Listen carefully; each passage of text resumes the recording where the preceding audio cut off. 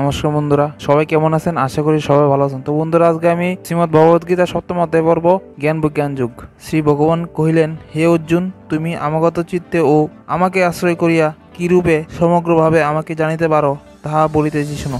আমি তোমাকে শাস্ত্রীয় জ্ঞানের বিষয়ে বলিতেছি। সেই জ্ঞান জন্মিলে আর কিছুই জানিবা থাকে না।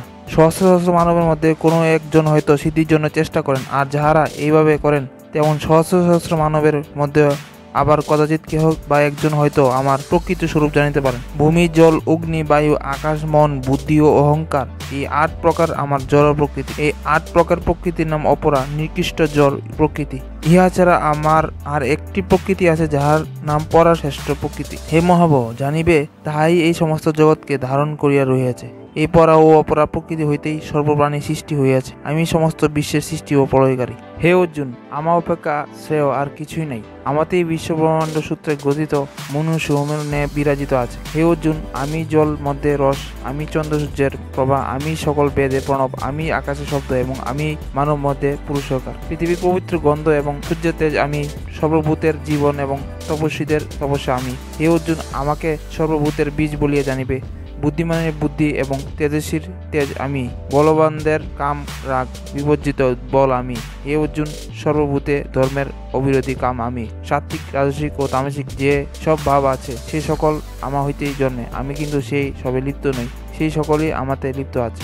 জগৎ এই ত্রিগুণের ভার দ্বারা মোহিত হইয়া আছে, তাই এই ত্রিগুণের অতীত অক্ষয় আনন্দ স্বরূপ আমাকে জগৎ জানিতে পারে না। আমার এই ত্রিগুণময়ী দৈবী মায়া অতিক্রম করা অত্যন্ত কঠিন, কিন্তু আমাকে যাহারা আশ্রয় করেন তাহারাই শুধু এই মায়া হইতে উত্তীর্ণ হন। যাহারা সুকৃতি ও বিবেকহীন, সেই সব নরাধামরা আমায় পায় না, কারণ মায়া তাহাদিগের জ্ঞান লোপ করিতে অসুরের ন্যায় কাজ করে।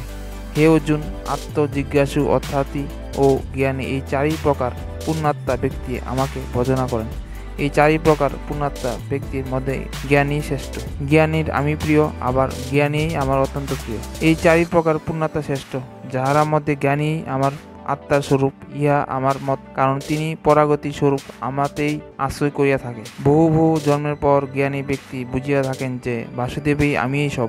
এইরূপ মহাত্মা জগতে বড়ই দুর্লভ জানিবে। কামনার দ্বারা যাহাদের জ্ঞান নষ্ট হইয়াছে, তাহারা নিজ নিজ প্রকৃতি অনুযায়ী অন্যান্য দেবতার উপাসনা করিয়া থাকেন। যে যে ভক্ত ভক্তিযুক্ত হইয়া যে যে দেবতার পূজা করেন, আমি সেই দেবতাতেই তাহার অচলা ভক্তি দিয়া থাকি। যে ভক্ত অচল সতযুক্ত হইয়া যে দেবতার পূজা করে, সেই দেবতা তাহার সকল বাসনা পূর্ণ করেন। প্রকৃতপক্ষে সেই সকল দেবতা আমি।